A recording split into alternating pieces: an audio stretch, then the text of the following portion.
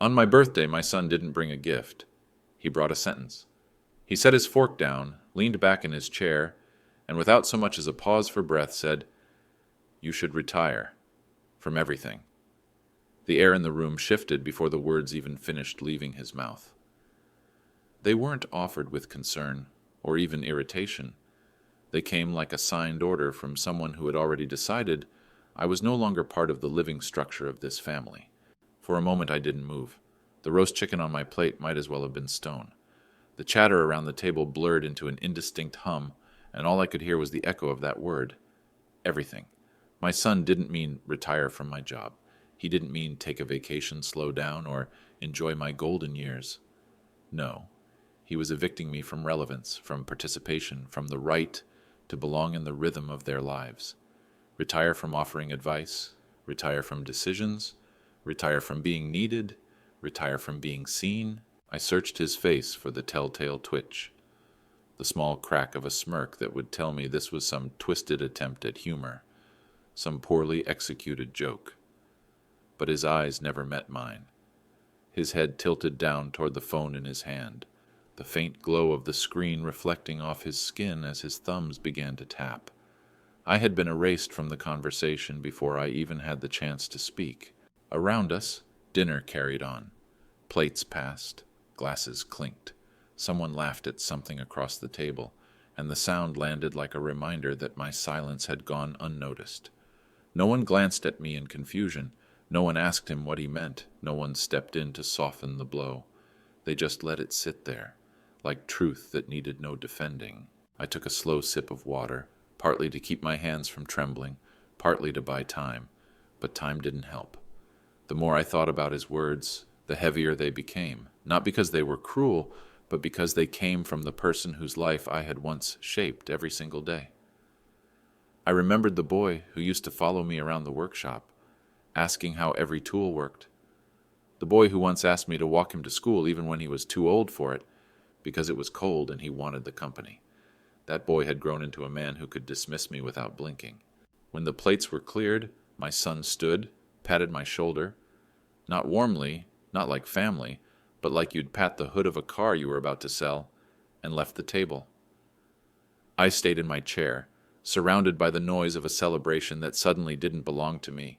That night, as I washed my own plate in the sink, I realized something. Retirement from everything wasn't just his suggestion, it was his decision. And if I wasn't careful, it would become mine too. Friends, let's take a quick pause. Please, write in the comments. Where are you listening to this story from? Has anything like this ever happened in your life? Don't forget to subscribe and share this video. This way you help us grow the channel and bring more stories like this to you. All right, let's continue. The morning after his words, the house felt the same to anyone passing through it. But to me it was as if the walls had shifted an inch closer. The kitchen had always been the heart of this home. It smelled faintly of coffee, toast, and the ghost of dinners past. The chairs stood in their familiar places. The tablecloth bore the small stains of years of living, and the clock over the sink ticked in that steady, dependable rhythm I had trusted for decades. But my chair, the one at the end of the table, seemed different. It wasn't physically moved, yet it felt farther away from everything. I sat down, and the space around me was thick, heavy, as if the air itself was cautious not to disturb me. The silence that filled the room wasn't new, but it had changed. It no longer felt like the comfortable quiet between people who know each other's rhythms. It was now an absence charged with meaning, the kind that reminds you of what's been taken, even if no one says it out loud. I could hear the scrape of cutlery, the low murmur of conversation, the shuffle of feet across the tile, but all of it seemed to take place at a distance, even when it was only a few steps away. They moved around me like you would move around a piece of furniture that had been left in the wrong spot, acknowledging its presence only enough not to bump into it. I tried to bury myself in my small, familiar rituals. I spooned sugar into my coffee with the same precision as always. I opened the folded newspaper, letting the pages whisper against each other, the smell of ink rising up in a thin, familiar ribbon. I looked at the photographs on the fridge, the ones that once made me smile, birthdays, vacations, school plays. But now I found my eyes searching for my own face and noticing how, over the years, it appeared less and less. The sound of the clock seemed louder than usual, as if it wanted to remind me that time was moving forward, whether I was ready or not. Somewhere deep down, I understood that my exile from the center of things hadn't begun last night. It had been unfolding in small, invisible ways for years, an invitation not extended, a decision made without me, a conversation I walked in on that stopped the moment I entered. Last night was just the moment someone finally put it into words. When breakfast was over, the others drifted away to their own corners of the house. My son disappeared into his office, my daughter-in-law upstairs, the children outside. No one asked me if I'd join them. I sat there long after the chairs had stopped creaking, my hands resting on the table, staring at the empty seat across from me. It was ridiculous. Every chair was empty now, but that one, the one directly opposite mine, seemed to amplify my own solitude. The afternoon passed without my noticing much of it. I told myself I wasn't hungry come dinner time, but the truth was I couldn't face that table again. I couldn't bear the thought of lowering myself into that chair and feeling the edges of the family curve around me like water flowing around a stone, leaving me untouched. I stayed in my room instead, eating a piece of bread I didn't taste, listening to the muffled clatter of dishes below. And in that quiet, I realized something. The chair would be empty whether I sat in it or not. The real vacancy had been carved out in me. One afternoon, while the house was quiet and the light from the late sun stretched long and thin across the living room, I found myself standing in front of the bookshelf. It had been there for decades, holding pieces of our family's story, souvenirs, photo albums, small trophies from school events, and gifts from trips we once took together. My eyes drifted upward, to the top shelf, where the older photographs were kept. I had not looked at them closely in years. The first thing I noticed was the dust. A thin, stubborn layer covered the frames, dimming the glass, making the colors behind them fade into a kind of muted memory. I reached for one, a group picture from the day the factory had named me Employee of the Year, back when the title still meant something. I remembered the weight of the plaque in my hand, the pride in my chest, the feeling of walking into that house later that evening and placing it on the mantel. That night everyone had clapped, the kids had asked questions, and my wife had smiled like she was the one being honored. Now the picture was tucked behind a larger frame, one from a recent family holiday I hadn't been invited to. I kept looking. There was the newspaper clipping from when I'd led the volunteer team to rebuild the community hall after the flood. I remembered how my hands ached from the work, how the mayor shook my hand and said the town owed me more than words. That clipping was now pressed between two family portraits where my face didn't appear. Even the photograph from the opening ceremony of the park, my name engraved on the plaque at the entrance, was barely visible, half hidden by a decorative vase that no one seemed to notice or care about anymore. It struck me then how the evidence of my life's work had been slowly pushed aside, rearranged not out of malice, but out of indifference. I imagined someone dusting these shelves over the years, shifting frames to make room for new ones, until my milestones became nothing more than filler in the background of other people's stories. For so long, I had believed that the things I did, the buildings I helped raise, the projects I finished, the hours I gave, were anchors. I thought they would hold my place here even when I was too old to earn new ones. But now those anchors felt more like ghosts, present yet powerless to keep me from drifting out of sight. I set the frame back exactly where I had found it, letting the dust settle again over my hands. My fingerprints smudged the glass for a moment before fading in the light. It was as if even the marks I left now were temporary, destined to disappear before anyone noticed they were there at all. And standing in that room, surrounded by shadows of what once mattered, I understood that my past, no matter how solid it had felt, had already been packed away into a quiet corner no one visited anymore. It happened on a Sunday afternoon, the kind of day that used to be reserved for shared meals and small arguments over nothing. This time, the dining table was covered not with plates and bread baskets, but with papers, notebooks, and the glow of two open laptops. My son sat at the head, my daughter-in-law beside him, the children moving in and out of the room, as if it were a waiting station for something important happening elsewhere. I wasn't sure what had brought everyone together, but the air had the heavy stillness of decision-making. I took a seat at the far end, not out of choice, but because every closer chair was already taken.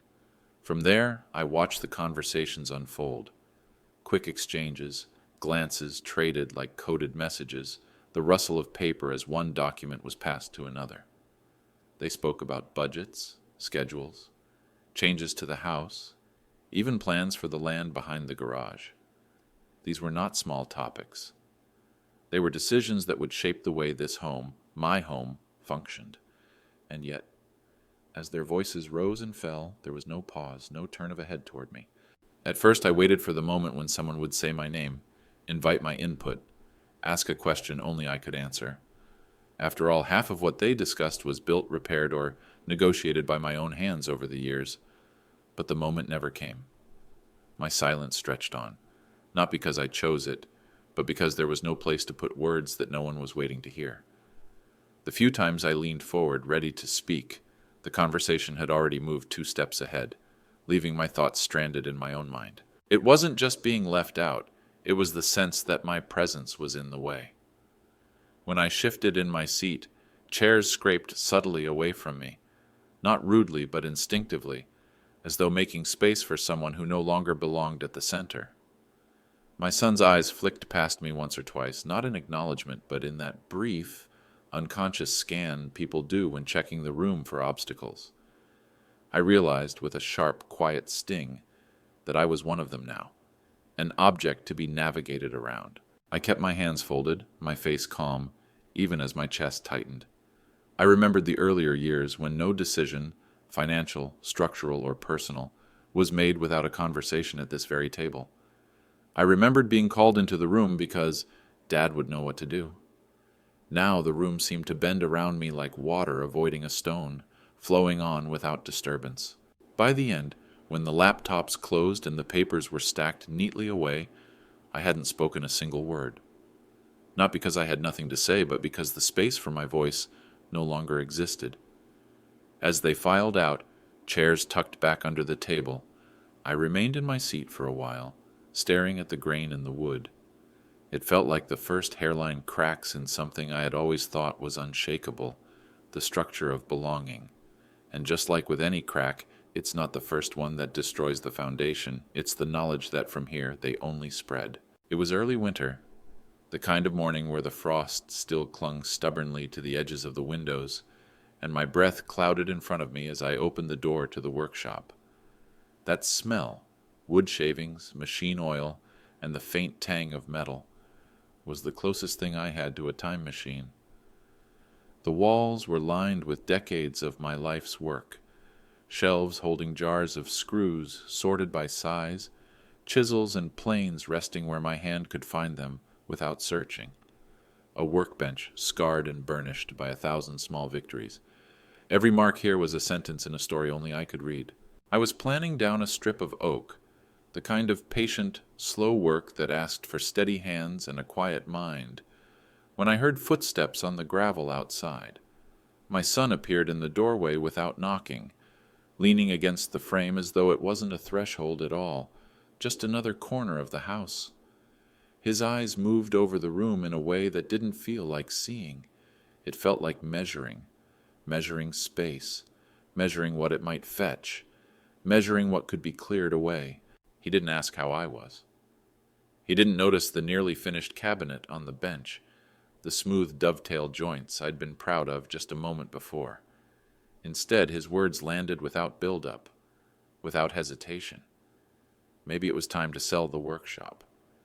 He said it almost gently, but with the certainty of someone who believed they were doing me a kindness. He called it freeing me from the burden, as though this place was something heavy I had been forced to carry, rather than the ground I had chosen to stand on. The rest of what he said blurred into a single repeating idea. You don't need it anymore. The words looped in my head, but they didn't sound like a suggestion. They sounded like a verdict. My fingers tightened around the piece of oak, the grain pressing into my palms. I thought about the hours, no, the years I had spent here when the world outside was too loud or too uncertain, about the winter nights I'd worked with numb fingers just to finish a gift on time, about the day I showed him at 8 years old how to hold a hammer without smashing his thumb. He had sat on the old stool in the corner, feet dangling, eyes following my every move.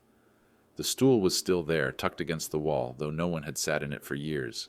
Looking at him now, older, taller, with a voice that carried the easy authority of someone accustomed to making decisions for others, I realized this was no offhand remark. It was a step in a process that had been quietly unfolding for months, maybe years. One decision after another had been made without me, and now they were reaching for the last place I had left that was truly mine. I didn't answer him. Not because I agreed, but because I knew anything I said would be met with the kind of polite, patient smile people use when they've already stopped listening. I turned back to the workbench, guiding the plane along the wood, letting the thin curls fall to the floor. He stood there for another moment, waiting for me to fill the silence, and when I didn't, he left. His footsteps faded, but the open door let the cold creep in, until my hands stiffened. When I finally put the tools down, I looked around the workshop and saw it with new eyes. The shelves, the bench, the jars of screws, the smell of sawdust. It was all still here, but for the first time I could imagine it gone. Not dismantled by time or accident, but by the quiet certainty of someone who had decided it no longer mattered. That thought stayed with me long after I shut the door, lingering in the still air like a splinter I couldn't pull free. It began slowly, almost without me noticing. One skipped dinner here, one quiet morning there. At first, I told myself it was just fatigue, that I needed more rest, that I didn't mind being alone for a while. But soon the pattern hardened. I started avoiding the living room when the family gathered there, timing my coffee in the kitchen for when it was empty. The streets I used to walk daily, past the hardware store where the owner always waved, past the cafe where the waitress knew my order without asking, became routes I no longer took. I told myself I was simply choosing quieter paths, but deep down I knew I was pulling away, inch by inch, from the places that had once felt like mine. It wasn't shame that kept me away. It wasn't even pure anger. It was something heavier. The taste of being done with before you are ready to stop. That bitter metallic sense that you've been closed out of a game you weren't finished playing, as if someone had looked at you and decided you'd already had your turn. They called it moving on. I called it being shelved. I would sit in the workshop or in my room and listen to the sounds of the house. Laughter, clinking glasses, conversations drifting in from the garden, and feel the strange divide between us. I wasn't in exile because I had left. I was in exile because they had learned to live without me while I was still standing in the same walls. My absence had become a habit they didn't need to break. When I did step outside, the changes were subtle but sharp. A nod from a neighbor instead of a stop for small talk, a brief smile instead of a handshake. Even at the store, people who once asked my opinion on tools or repairs now glanced past me toward younger faces, as though I had nothing left worth saying. These weren't acts of cruelty. They were small, unthinking adjustments, but they built into a wall all the same. Inside me, there was no calm acceptance. The stillness people saw on the outside wasn't peace. It was containment. Beneath it, something was burning. Not just pride, but the conviction that I was still capable, still useful, still carrying more than they could see. It was the fury of being mislabeled, filed away in the wrong drawer, my name written on a list of things that were past their time. And yet I didn't speak. I didn't confront. I let the days pass in quiet, watching as the life I had once been a part of folded in around me, leaving a narrow space where I stood like a figure in the background of a photograph. Present, but irrelevant. The taste of that exile stayed with me, sharp and dry, and I swallowed it in silence, knowing it was only a matter of time before they stopped noticing I was there at all. It was late in the evening. the kind of winter night where the streets shine with a thin layer of frost, and the air feels like it can break if you breathe too hard. I hadn't planned to go anywhere. I rarely did anymore. But something restless had pushed me out of the house, away from the walls that had begun to press in. I walked without a destination, letting my feet choose the turns, passing shuttered shops and dimly lit windows. That's when I saw him, standing just outside the small bakery on the corner, his breath clouding in the cold. At first, I didn't recognize him. 20 years will do that to a man. His hair was thinner, his shoulders a little stooped, but when he smiled, I saw the same face that used to greet me every morning on the job site. We shook hands, and for a moment, it was as if no time had passed. The smell of bread drifted out from the bakery, and he laughed, saying it reminded him of the lunch breaks we used to take on that big project downtown, the one that had consumed 2 years of our lives. He brought it up before I could. "You remember the Civic Hall?" he asked, his voice softening as if the name itself carried weight. Of course I remembered. I remembered the early mornings, the scaffolding against the winter sky, the way the blueprints never quite matched the reality we faced on the ground. I remembered the arguments we had over design changes, the long nights we stayed to finish before a deadline that felt impossible. And I remembered the day we walked through the completed building for the first time, the smell of fresh paint and polished floors, knowing every beam, every bolt, every hidden joint had passed through our hands. He looked at me with a kind of quiet conviction. "The city still stands on what you built there," he said. "That hall's been the heart of everything. Weddings, town meetings, even shelter during the storms. People don't always say it out loud, but they know." For a second I couldn't speak. No one had said anything like that to me in years. The words landed with a weight that was both comforting and devastating. Comforting, because they reminded me that what I had done mattered, not just in the past, but now. Devastating because it had been so long since anyone had acknowledged it, I had almost started to believe it was gone. We stood there talking for a while, our breath mingling in the cold, our memories unfolding like old blueprints on a table. He told me about others from the crew, where life had taken them, who had stayed, who had left, and all the while there was this quiet thread running through his words, a recognition of something I had feared was invisible, that the work of my hands had not vanished with time. When we finally said goodbye, I walked away with the frost crunching beneath my boots, feeling something I hadn't felt in months, a kind of uprightness in my spine, a reminder that I had not always been on the outside looking in. There had been a time when I built things that lasted, things that held people together, and maybe, just maybe, I wasn't done yet. A week later, the phone rang in the middle of the afternoon.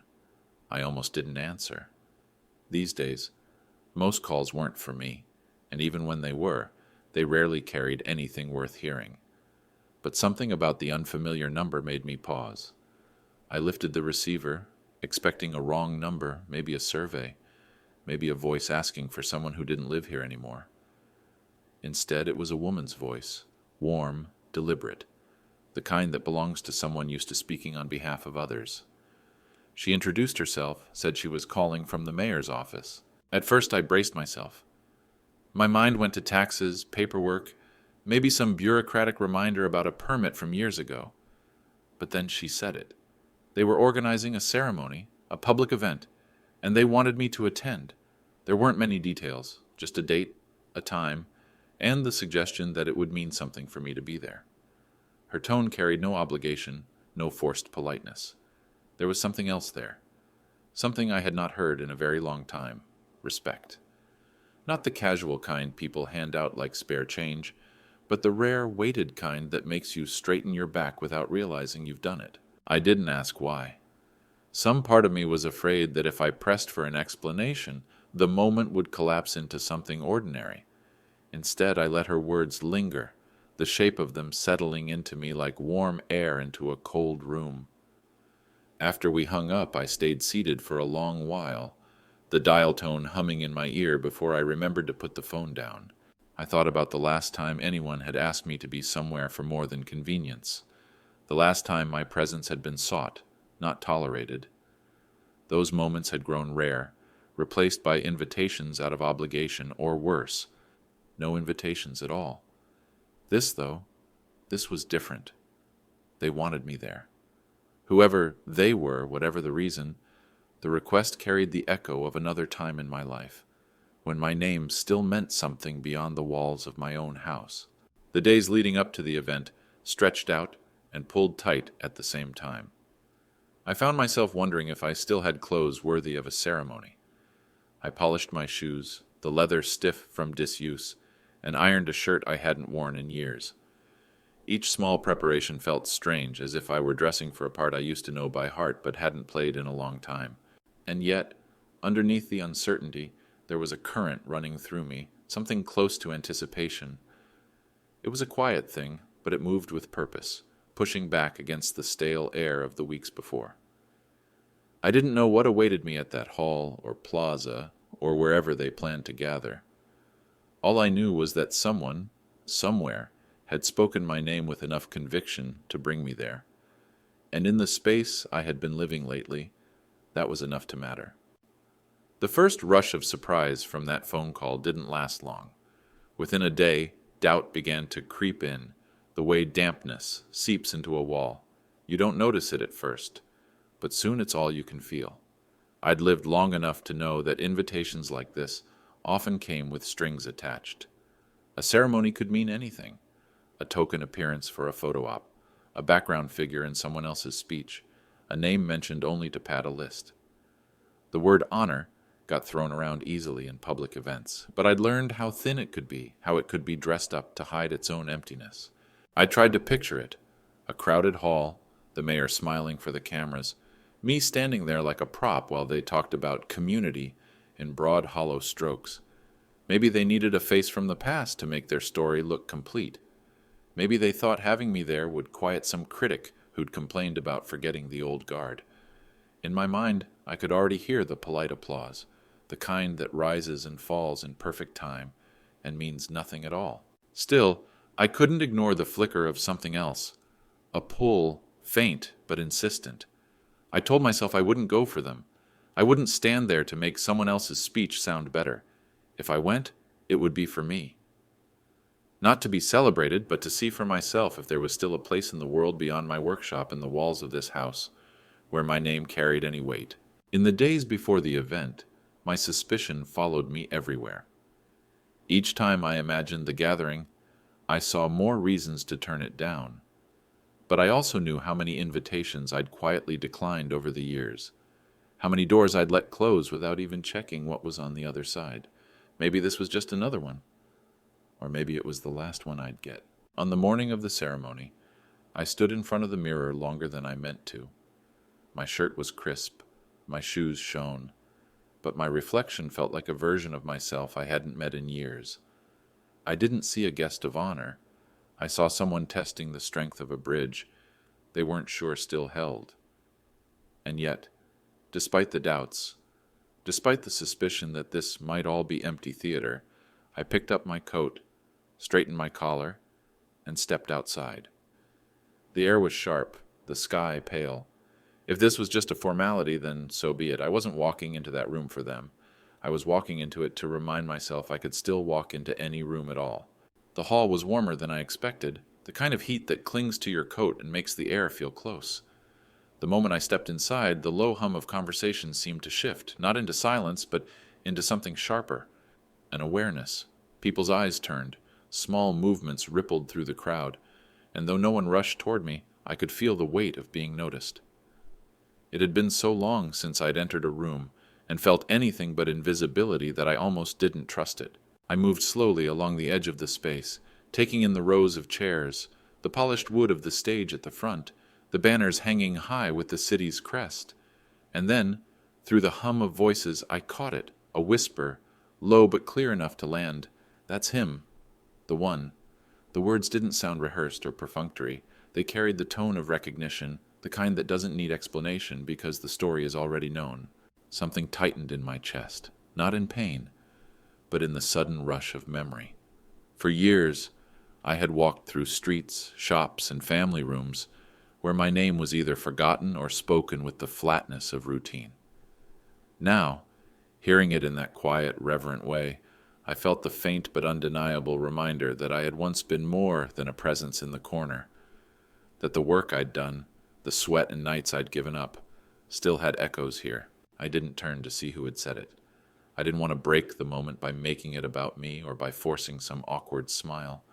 Instead, I let it settle in, like a warmth creeping into cold hands. The whisper wasn't an ovation. It wasn't a speech, but it was honest. And in its honesty, it carried more weight than all the polite applause I'd imagined before coming here. As I found a seat near the back, I realized something else. The recognition wasn't only in their voices, it was in their eyes. Some people looked at me with curiosity, others with a flicker of surprise, and a few with the quiet nod of those who remembered exactly what I had done, even if they'd never said so aloud. It was as though my presence had unlocked something in the room, some shared understanding that I wasn't just a guest here, but a part of its story. I sat down, my hands resting on my knees, my coat still draped over one arm. For the first time in years, I didn't feel like I was intruding or filling space better left empty. I was here, and my being here meant something, if not to everyone, then to enough. And that was more than I had dared to hope for when I first opened the door that morning. The murmur of the room quieted, like a tide drawing back, when a man in a dark suit stepped onto the stage. I recognized him instantly. The mayor. His hair was grayer than in the photographs on campaign posters, but his posture carried the same deliberate steadiness, the kind that says, "I belong here," without having to prove it. He didn't look down at notes, though a lectern stood before him. Instead, he scanned the room as if he wanted to see every face before he spoke. When he began, his voice wasn't the booming kind that fills halls. It was measured, almost intimate, the way people speak when they want their words to land not just in ears, but in memory.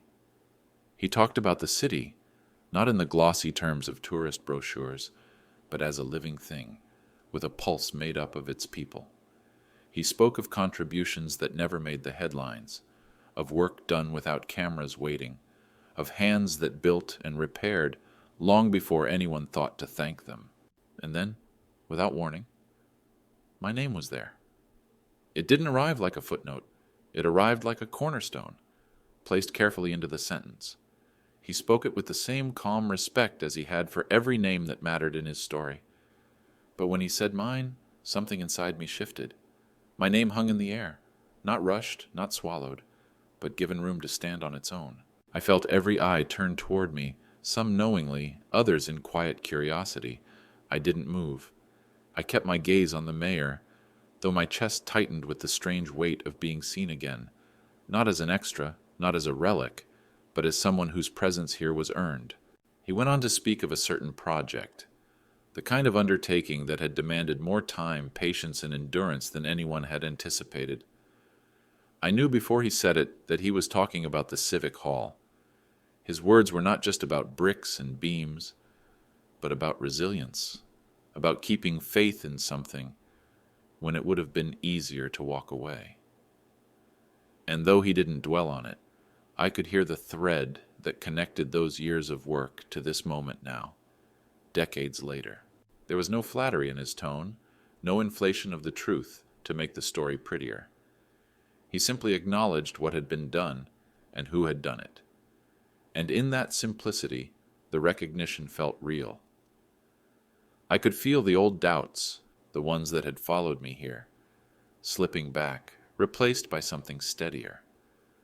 The kind of pride that doesn't shout, but stands quietly and holds its ground. As the mayor moved on, my name receded into the current of his speech, but its echo stayed with me. For the first time in a long time, I didn't feel like I was holding on to the past out of stubbornness. I felt like the past was still holding on to me. I hadn't noticed him when I first walked in. The crowd was wide, the light dimmed toward the edges of the hall, and my attention had been pulled toward the stage. But when the mayor spoke my name, a movement caught my eye, a shifting shadow against the far wall. My son. He was standing there with his arms crossed, half hidden behind a column, as though he had chosen a place where he could watch without being watched. In the instant my name left the mayor's mouth, I saw it happen. His shoulders stiffened. His face drained just enough color to be noticeable even from across the room. The expression was subtle, but I knew it. I had seen it in him as a boy when he was caught off guard, when something he thought he understood suddenly tilted beneath his feet.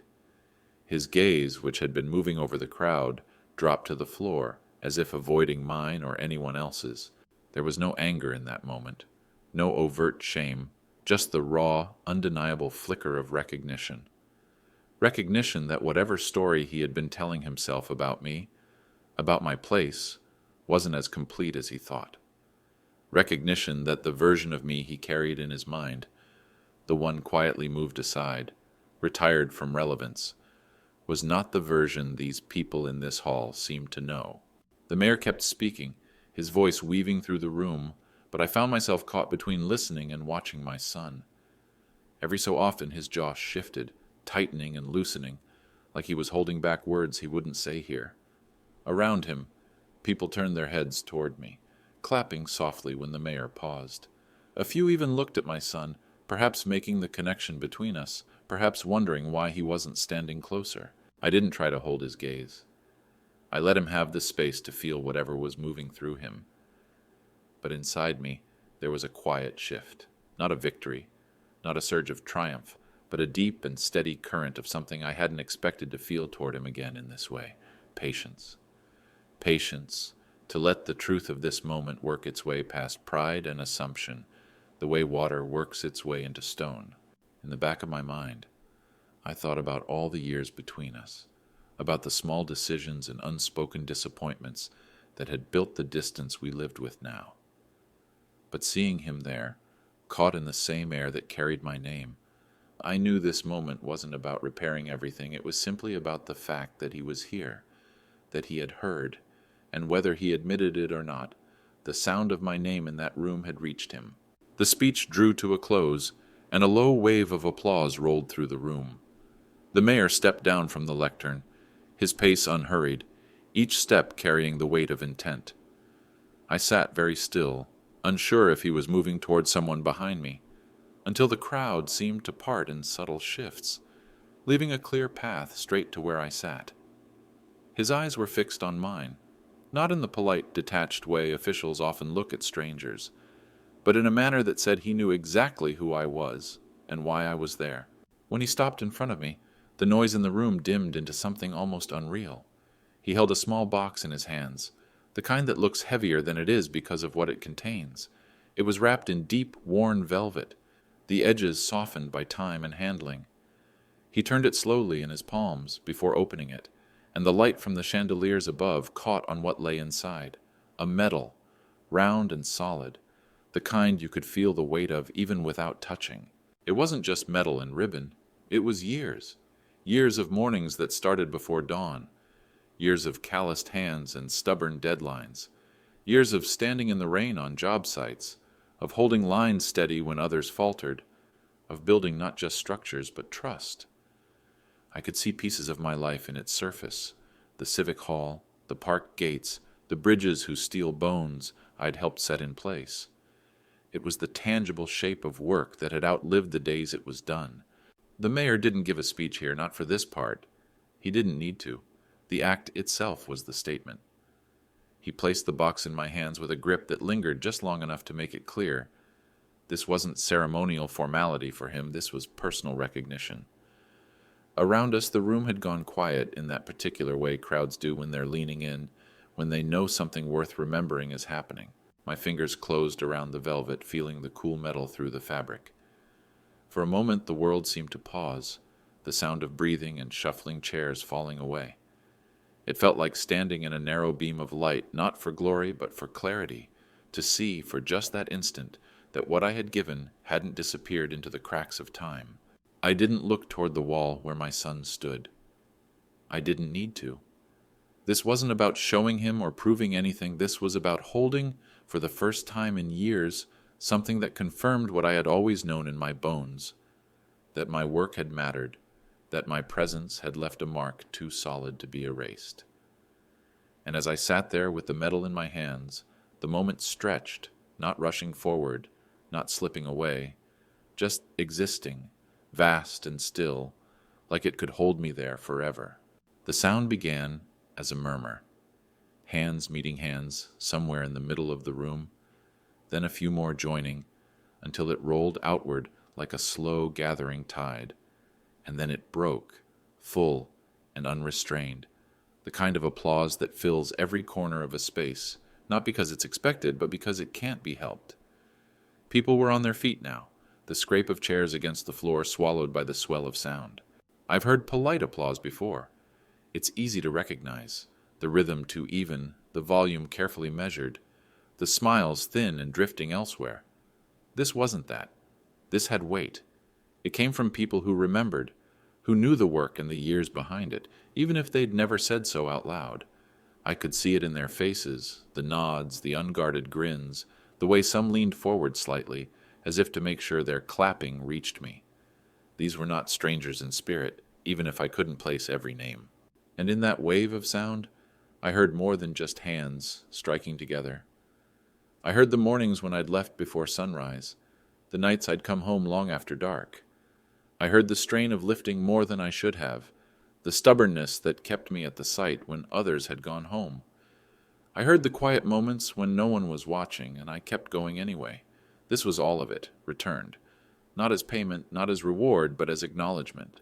Something inside me loosened in that moment, something I hadn't realized had been wound so tightly. For months, years maybe, I had carried the dull ache of being unseen, of existing in the background while life moved forward without me. And now, in the steady thunder of those hands, I felt the sharp edges of that ache begin to wear smooth. Not gone, but softened, made bearable by the reminder that some things cannot be erased. I didn't stand right away. I stayed seated for a moment longer, letting the sound wash over me, letting it sink into places that had gone too long without it. It wasn't pride that filled me. It was a quiet, steady gratitude. Gratitude that this recognition hadn't been forced or staged or bought, that it had risen naturally from the memory of what had been done and who had done it. When I finally rose, the applause didn't falter. It swelled again, carrying with it the truth I had nearly let go of, that my life's work still lived in the bones of this place, in the people who walked its streets, in the spaces they gathered without thinking of how they'd been made, and for the first time in a long time I believed, deeply, that no one could take that away. When the last echo of applause began to fade and the crowd slowly settled back into their seats, I let my gaze drift, not toward the mayor, not toward the medal still warm in my hands, but toward the far wall where I knew he stood, my son. He hadn't moved from his place in the shadows, though now he was standing straighter, his arms no longer crossed but hanging at his sides, his hands restless in the stillness. There was no denying that he had heard every word, seen every face turn toward me, felt the room rise in acknowledgement of something he had once told me to walk away from entirely. Our eyes met across the distance, and in that instant there was no sound, no one else between us. I didn't speak, not because I lacked words, but because words would have been smaller than the moment. There was nothing to argue, nothing to defend. This was not a conversation to be had. It was a truth to be witnessed, and he had witnessed it.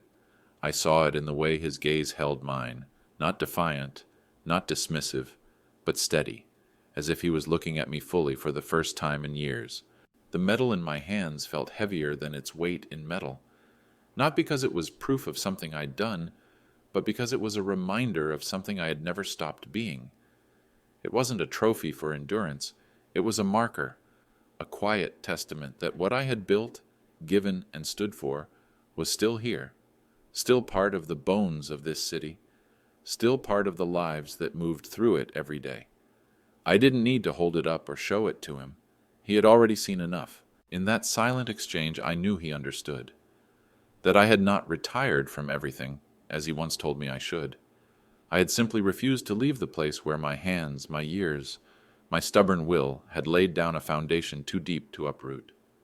My absence from certain rooms, certain tables, hadn't been surrender. It had been the space where I waited, certain that the truth would have its time. And here it was, not as a roar, but as a quiet, undeniable arrival. I turned back toward the stage, not out of dismissal, but because I didn't need to watch him any longer to know the seed had been planted. This was not about winning something back. It was about letting him see, without me forcing the view, that some stories refuse to be rewritten, that the narrative he had carried about me was only a fragment, and that the full story had just stepped into the light, in front of everyone.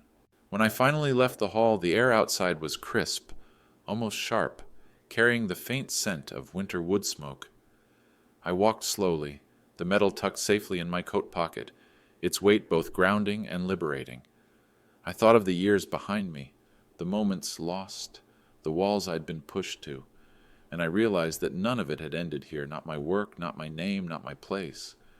Some endings aren't endings at all, they're just the moment the truth becomes impossible to ignore.